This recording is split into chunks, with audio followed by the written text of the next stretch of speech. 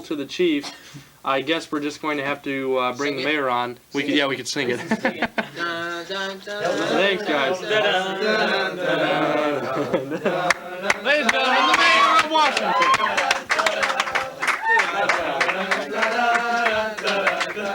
Thank you, gentlemen. Thank you. I knew I should have taped that music. Thanks, guys. You're not a bad bunch of singers. Is the glare all right, or do you have this set up for Tory?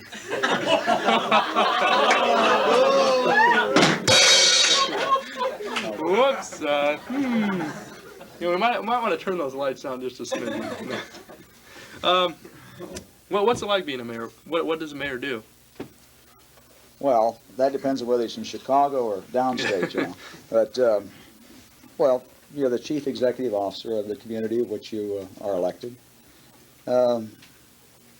Primarily, you represent the community in any type of municipal affairs. Well, you swear to uphold the ordinances of the city and to make certain they're enforced, and the same thing with the laws of the state. You conduct the meetings of the corporate authorities, which is the city council. And there are certain things which you sign, and of course the thing I sign, which everybody likes best, are the payrolls for the employees. And the city treasurer and I do that. Mm-hmm. Of course, you get involved in a fair amount of meetings. You hear some complaints from time to time. Just a couple, huh? Yeah, not too many. Seriously, Washington is a good place to live, and the complaints are few and far between. And most of them are very accurate. When people are complaining, they have a reason to, and a good reason. It probably opens up some other areas, too. You get involved with other governmental units, with the township and the county, and with state government, and to a certain extent with the federal government. And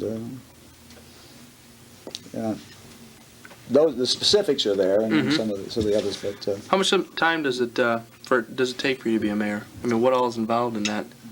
Got a lot of time that you're working Saturdays and Sundays, getting a lot of things done. Well, I try to save those days, and I try to do my involvement with City Hall during the week. It doesn't always work out that way, but it takes 6 to 10 hours in a normal week, and perhaps when you have a lot of meetings, especially during budget time, when you're working on the budget, some other meetings it can run up to as many as 30 hours a week. And of course, sometimes I put the city in front of my other job, and I'll go on a meeting for the city. To Springfield, we've been to Washington, D.C. representing the city again. So, but somewhere between 6 and 30. I don't think it's ever less than 6. So you mentioned that you have another job. So I mean, mayor isn't really a full-time job for you. You've got another job. It's not. We're fortunate in Washington, and most of the other communities in the area also have an administrator or a city manager. We have a city administrator who is full-time. He's responsible for the day-to-day operation of the city. And we coordinate the activities and cooperate on who does what.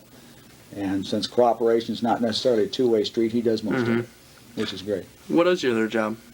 I work for Baker Hauser Company in Peoria. And I'm the service coordinator there. Okay.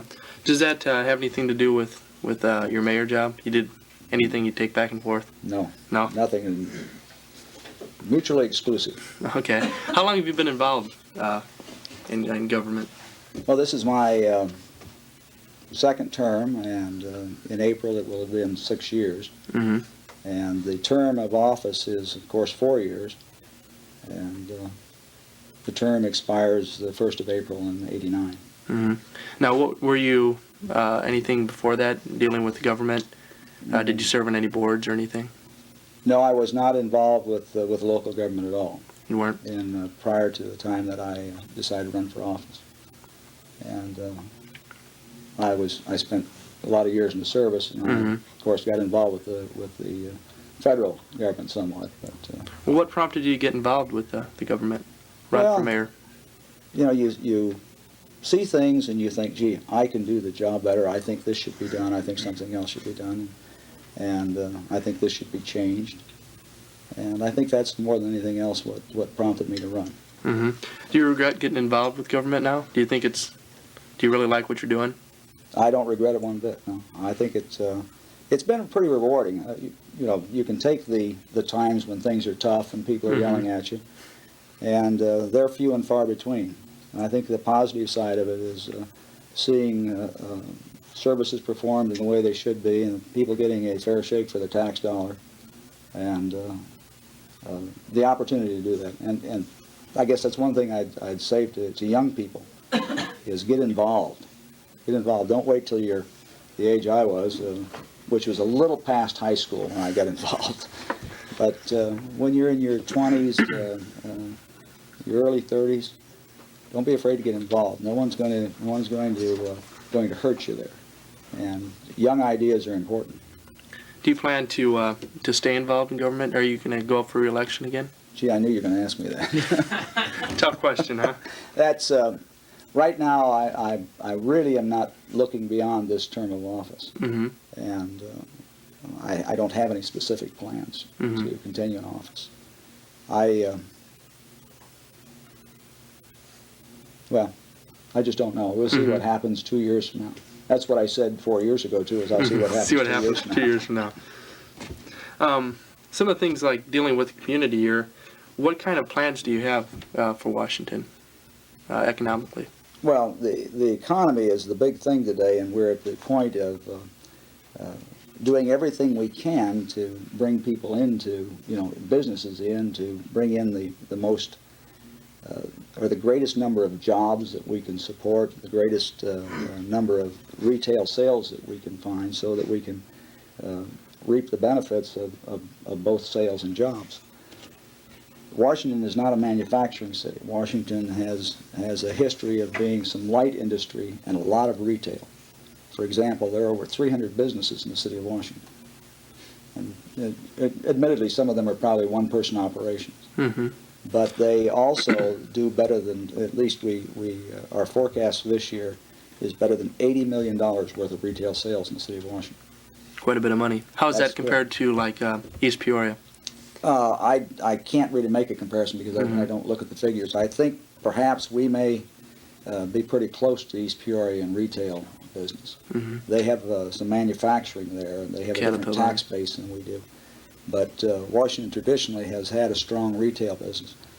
And we're trying to improve on that, and what we've done, we applied right at the end of the year 1985 for an enterprise zone. And the governor designated Washington an enterprise zone community in, June 30th of this year. And where our enterprise zone runs from, High Street, just one block east of the square, and runs all the way to Summit, Sunnyline Plaza. And basically it's a strip that encompasses a block or so on either side of Route 24 and Route 8. It does go north on North Main.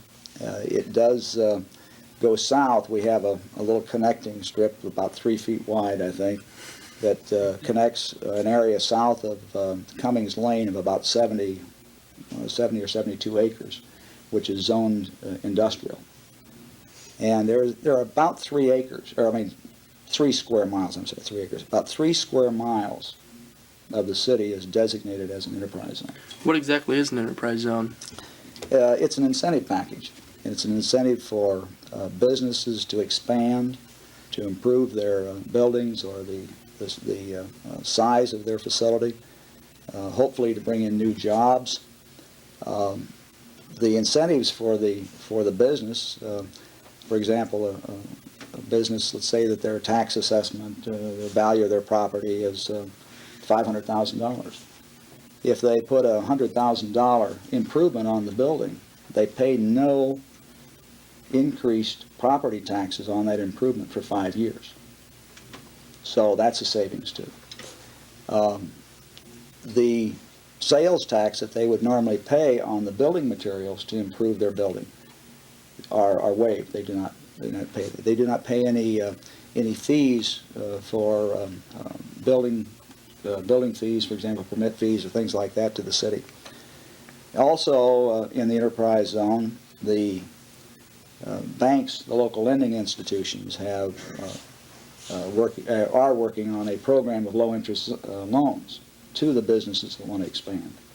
These are not only available to the businesses that are in Washington now, which we really targeted for, but if there are other businesses in the area or outside of the area that want to come into the enterprise zone, they're welcome to do so too, and they'll receive the same benefits. Okay, now we have another plan that's kind of like an enterprise zone, right? TIFT? Yeah, the TIF districts, the tax increment financing districts. Okay, what exactly is that? Okay, a TIF district is a designated area in which the businesses, not just the businesses, the residences too, for that matter, in which once you have designated a TIF district, you have an increment. And the increment is based upon both the real estate tax and the sales tax. And we have two, and I'll probably need to say where they're at in order to explain it a little further.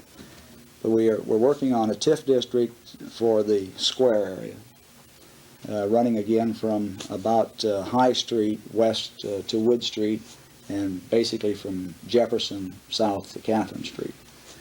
And the other TIF district that we're talking about is around the John Bierce property, primarily, and what John has developed there is a developer for the Mount Vernon Commercial Park. And that's where the new Uftring dealership will be. Mm-hmm. And then it runs on beyond John's property west to Cummings Lane, that corner that's right west of the Ace Hardware. And what occurs is a business, for example, Uftrings, that moves in this calendar year, 1986, any increase in their sales tax or their total revenue of 1986 over 1985, that sales tax figure, that difference, becomes an increment. And the city regains that increment. In other words, we would normally get 1% of the sales tax that for anything at Uftring myself.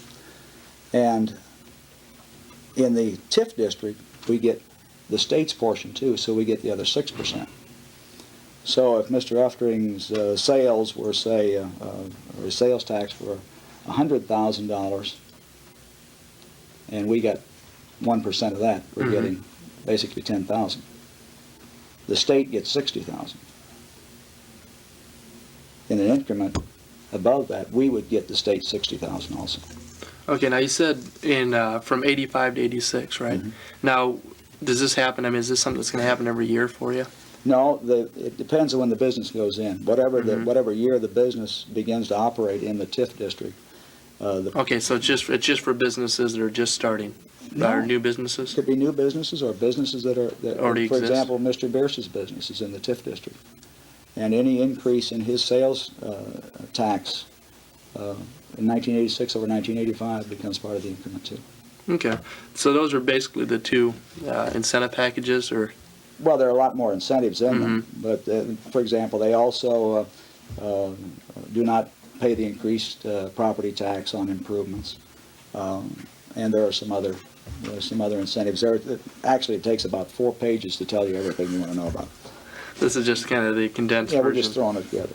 Okay, along with basically there's I-74s run out here, and a good way to attract some business.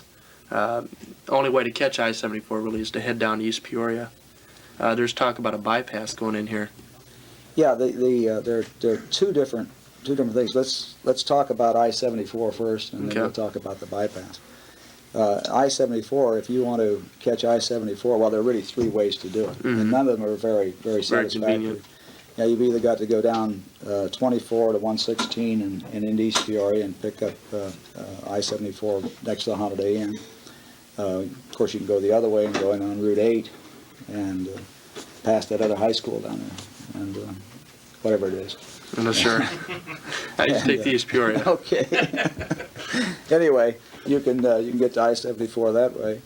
There are a couple of exits, 3 exits, I think, in East Peoria that you could pick up. Or you can go down to Morton and pick up I-74 in Morton, but you do a lot of jogging back and forth to get there. Or you can go to Goodfield and pick it up. But it'd be a lot easier just to go out South Main Street, take the blacktop, Washington blacktop, and pick up I-74 just beyond the railroad tracks. It would cut considerable time, not just for Washington, but also for people in Matamora. It would also help people in Mackinac and the people who live in the general area of Mackinac who are coming up and want to make that without going through Morton or without going over to 121. And we've contacted both the Illinois Department of Transportation. We've talked with them extensively on an interchange at I-74. And we've talked with Representative Michael, who is in favor of it, and our other local legislators have been in favor of it. And part of the problem is the study. Let's face it, it's not in the city of Washington out there. It would benefit Washington greatly. But it's not in the city of Washington. So we've got to find some way to work with the county, and the county has been working with us on this too.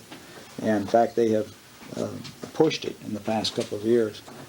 And at the present time, I'm going to bring another governmental agency in. The Tri-County Regional Planning Commission is going to do the study for the county and the city. And hopefully we'll get something going on it within the next couple of months. What kind of effect do you think that would have on Washington? Well, I think it have a great effect. It makes us a lot more accessible to the Bloomington Normal area. And that's where, of course, the action is going to be with Diamond Star. And one of the things that we keep pushing, we keep looking at, they're looking at nearly 3,000 workers and workers' families at that new plant. And remember, that plant is this side of Normal, Bloomington Normal. It's not in the city, it's not north of it or west or east of it, it is this side of it. And we think that a lot of people will consider the quality of life in Washington and the school system here. And we think that they'll be trying to get in, and we expect to see an influx of population and students. How do we compete with neighboring cities now to try to attract businesses? For example, like building parts for the for the Diamond Star plant. How do you think we compete with neighboring? Well, we probably don't. We don't have the great white skeleton that Morton has. So we don't have a big sign up there that says, "Look at me, I'm here, I'm available." We work with both the Greater Peoria Area Economic Development Commission. We have our own Economic Development Commission in the city, which is a new commission. We work with the Chamber of Commerce. We have a new video presentation that probably we should put on sometime. I think you'd really find it. If you haven't seen it, it's really good, very professional, and it shows Washington. It even shows, it might show this building. It shows some guys playing a silly game with a pigskin of some sort. But anyway, I better not let anyone catch me. No. Anyway, So we got 2 of them here today. There you go. Then we've done some advertising locally, but you've got to work with other agencies in the area in order to attract business. It can't be just one community trying to do it on its own. This is the problems we've had in Central Illinois are an area type problem. So you're thinking that most of the communities should pull together, try to get, Sure. Because I could see how that would, draw some business towards Washington, even some from East Peoria, Morton. They could get that big white skeleton, as you called it, filled up with something. And that's really true. And of course, like I said, the access to I-74 and interchange there would really help us. Make us just that much easier to get to. And don't forget, I was talking about we've got a 72-acre industrial area on the south side of town, and that would be prime area for someone who wanted to come in and build a parts supply type operation for Diamond Star It has railroad frontage, water, everything is there. Now, where'd you say this I-74 would interchange would go? It'd go out by Morton, Well, but you're talking about they're talking maybe about a 4-lane from where? from ICC. That's the Washington bypass, the Okay. Route 24 bypass. That's been in the mill for a long time. I was in high school when I first heard about it, and like I said before, that wasn't yesterday. But they've talked about bypassing the city of Washington north of the city. And you have to remember, this goes back to the time when US 24 was a major east-west highway. And everything funneled through the city of Washington, around the square, and of course under the viaduct. And there were times, especially in the summer, you can imagine when people used to take their vacations and they're going cross-country, and this was one of the routes that they would take. And so they wanted to more or less to move traffic in the area a little easier, and they began talking about a bypass north of the city. And several years ago, it became a reality, and it will extend. It will be 4 lanes coming off from ICC, that where it narrows down to 2 lanes will become 4, and they begin to bear north just east of I-74, or of ICC, and swing up across Spring Creek Road, and roughly parallels Kruger Road north of town, and would be 4 lanes. At least the current plans are 4 lanes all the way to Depot Road, which is on the east side of town, and then would go back to 2 lanes all the way to Kruger Station and connect up directly with the US 24 there. So you would take out the double curve just this side of Eureka, and you wouldn't have that particular traffic. And then there would be an interchange with 24 and Cummings Lane, North Cummings Lane, and another interchange at Main Street. Do you think that would eliminate any kind of traffic? I mean, don't you think we'd kind of want some of those people coming through Washington, though? Oh, definitely. But it also makes it easier to get to Washington. It's a lot easier to come in and swing north on 4 lanes and come south, either to Cherry Tree from north from Cummings, than it is to come into Route 8. And that's a bottleneck through there, definitely. And it'll also make it a little easier to get into the downtown area. And let's face it, those are the 2 prime shopping areas right now. Are the Cherry Tree area, from Cherry Tree east to Wilmore, and the downtown area. Okay. Any other big things we can expect in Washington? Any news you can let us in on? Oh boy. Any big additions to the school, like that new studio we've been... Oh God! Well, thank goodness. There are some places where the local community also happens to run the schools. We're very pleased and proud to have independent school boards here. They do a great job, and I personally, I'd like to help you. Gee, well, gee, thanks for coming on. Running out of time. Another what? So no chance in asking you to pull a couple strings for us then, huh? Well, I have a good time talking to Mr. Torrey, and I have talked to some of the members of the school board. Good studio. And this is good to say. Especially when you look down at some other studios. No, we were lucky to have the grid work and some kind of set. You ask, what's coming up new. Let me tell you what's new right now. I don't know how, whether you pay attention to these things or not, and it's not necessary to do so. But I talked about the enterprise zone and the TIF districts. And we have, as I said, the enterprise zone was designated in June, the end of June. We're now the first part of December. And we have over $800,000 worth of new buildings going up in the city. And we've had nothing like that in 5 years. We've had hardly any commercial building in 5 years. And Do you So- see more TIF districts going up any place, or? I don't know about the TIF districts. Mm-hmm. We'll just have to wait and see because they are available. That's something that we can do, the community can do, can push. And it's a joint type project, at least the enterprise zones are, between all of the governmental agencies have to agree to the enterprise zone. The TIF district is more or less the cities. Mm-hmm. It usually pushes that and doesn't need the approval of the others, although it has to coordinate. In fact, tomorrow afternoon, if you're not doing anything between 1 o'clock and, say, 4, there, See, we got school, but hey, that's no problem. doesn't anybody take government to civics anymore? You know, this is a field trip type thing. Yeah, well, we'll talk to our Yeah, teachers sure. tomorrow. Yeah, tell them that you're supposed to be at City Hall at 1 o'clock for the TIF district Can we public get you to hearing. sign this? Or? Yeah, sure. Yeah, I used to sign hallway passes, my own. Anybody, somebody else do that too? That hits pretty close to home, doesn't it? Is that, The thing is, you never got caught. I wouldn't admit it if I did. I remember, didn't somebody get in trouble for that? Yeah, you can get a lot of trouble for that. That's why we don't do that here at this school. I've heard a lot of people do it at other schools, but no.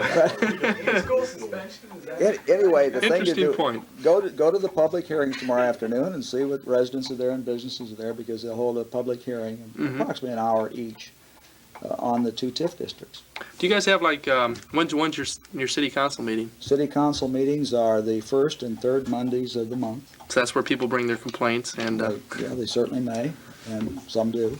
And we start, the council meeting is at 7:30. Mhm. We normally start at 7 with a committee of the whole meeting in which we discuss the agenda and if there are any changes to the agenda. And if someone wants to speak at that time and we have time, that's fine. And there's always an item on the agenda for audience comments. Mm-hmm. And sometimes, well, there have been sometimes we've had a full house, believe me. And other times there are very few people out there. Sometimes the public is just not there. We may have 1 or 2 people out there. And then on the second Monday of the month, we have committee meetings. And we have 3 standing committees of the council, and that's the Finance Committee, which handles questions of finance and personnel.